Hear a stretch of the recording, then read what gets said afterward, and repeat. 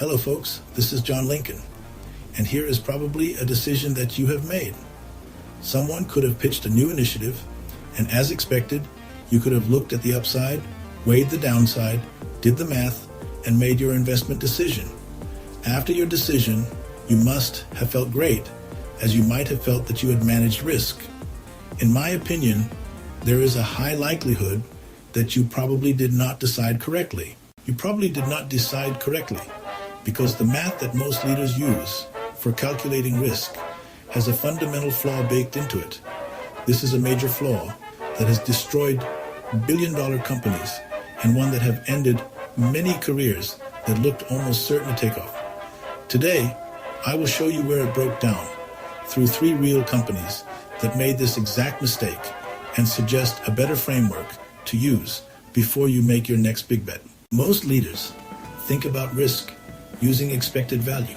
To calculate the expected value, you take the upside, multiply by probability, and then subtract the downside, multiplied by its probability.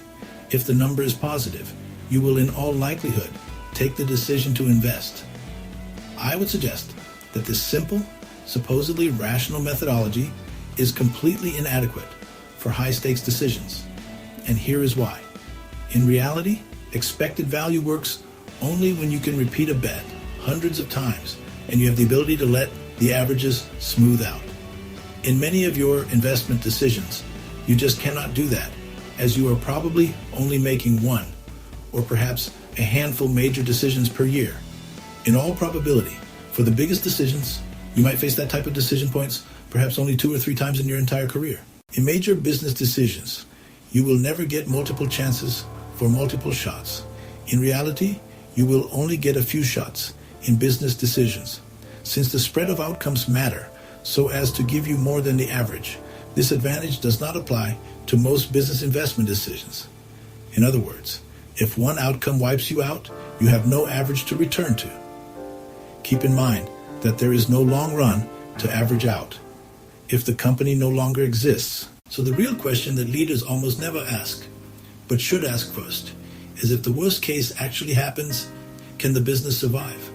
These leaders should not make a decision based on outcome of an expected case, but rather they should be paying a lot of attention as to the outcome of a worst case scenario.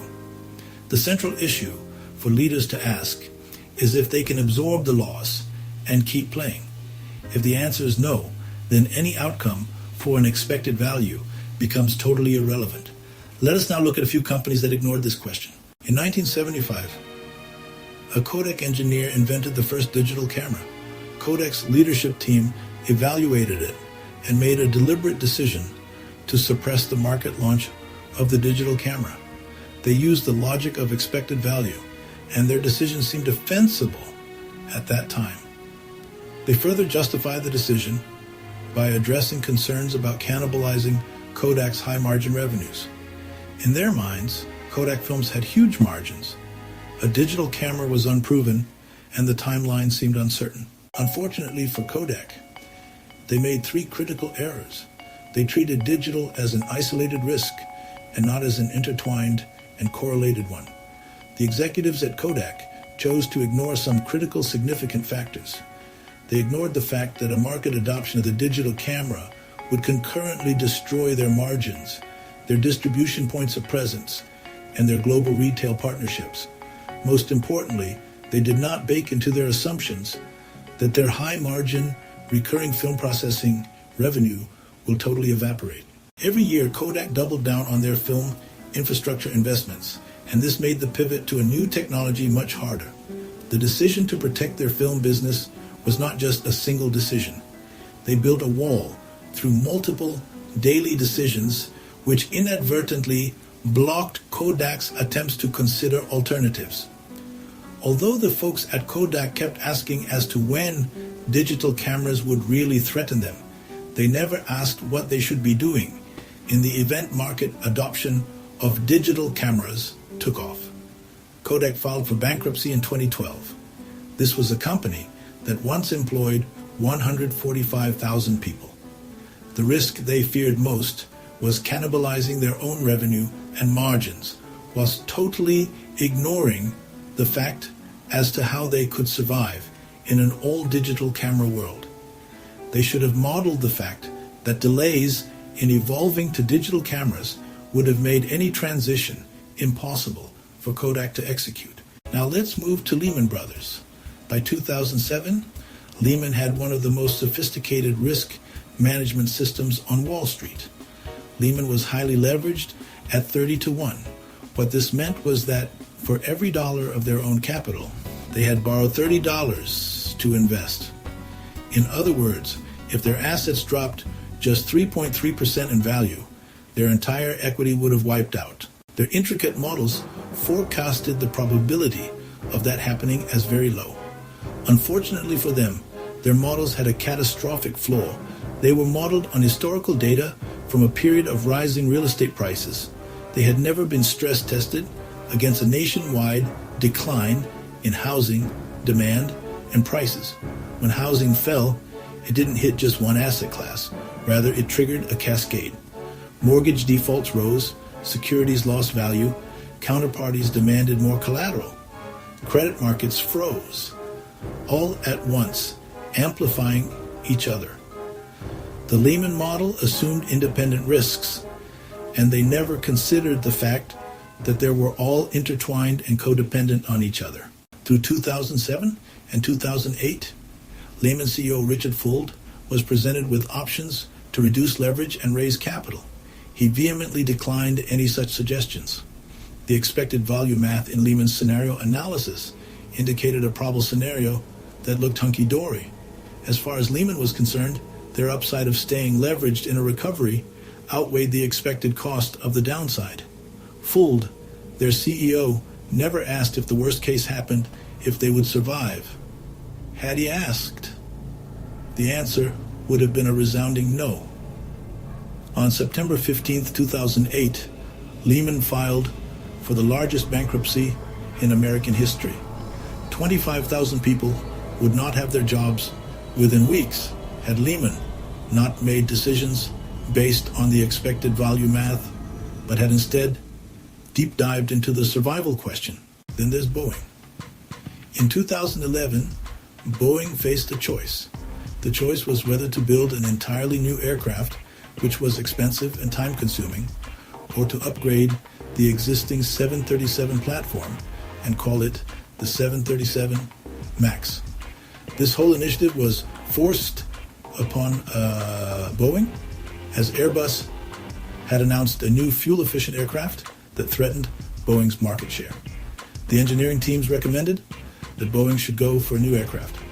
The leadership at Boeing felt that there was not enough time to embark on the buildup of a new fuel-efficient aircraft. The upgrade required mounting bigger engines further forward on the wing.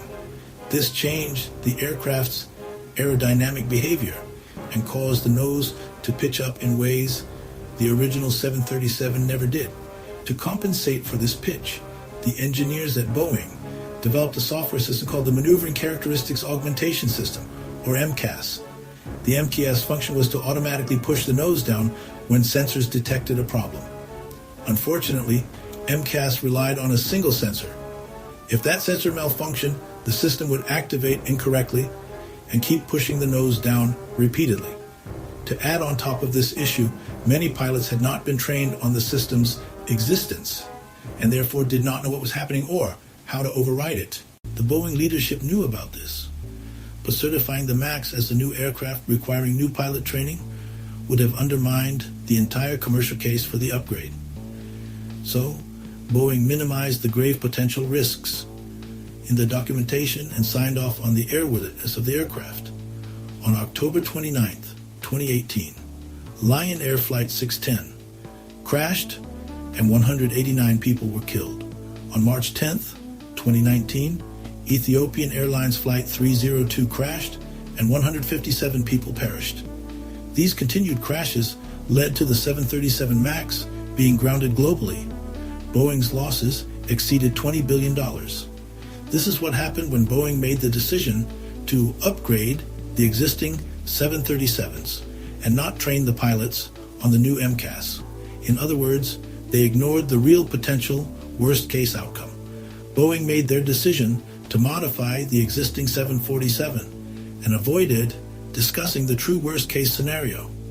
By doing so, they created a situation that was catastrophically worse than what they ever envisaged. So I discussed 3 companies from 3 different industries with disastrous outcomes in 3 different decades. They all had leaders who were dogmatic on the expected value math and skipped the ruin or the survival math. So what can you do instead? You need to ask a few questions before every major decision. The first is to know your ruin threshold. As unpleasant as this would be, you need to ask what could happen and make a decision based on how it would happen and possibly end your ability to sustain the business. You should then have a threshold or point of no return that you will never risk crossing irrespective of the expected value. Then you need to know all the concurrent failures and losses that are linked to a risk. You should never model risks in isolation. You need to identify what fails simultaneously and what the correlated failures would look like if it happens together. In your investment decision criteria, ensure that irreversible decisions require a much higher degree of certainty. If you do not know if you can exit from an investment decision, then you are certainly putting your organization in grave risk. And finally, if the worst case happens, you need to know whether the company will survive. This is the question that should override everything else. The leaders at Kodak, Lehman, and Boeing were not stupid or reckless. They were experienced, intelligent people who did the math and got it catastrophically wrong because they used the wrong math. So never forget that the expected value is not enough. The right question should be as to whether your company will exist if the worst case happens. Leaders who ask these questions are the ones who would stay in the game long enough to actually win. If this gave you a new lens on decision making, please like, subscribe, and share it with someone who needs to hear it.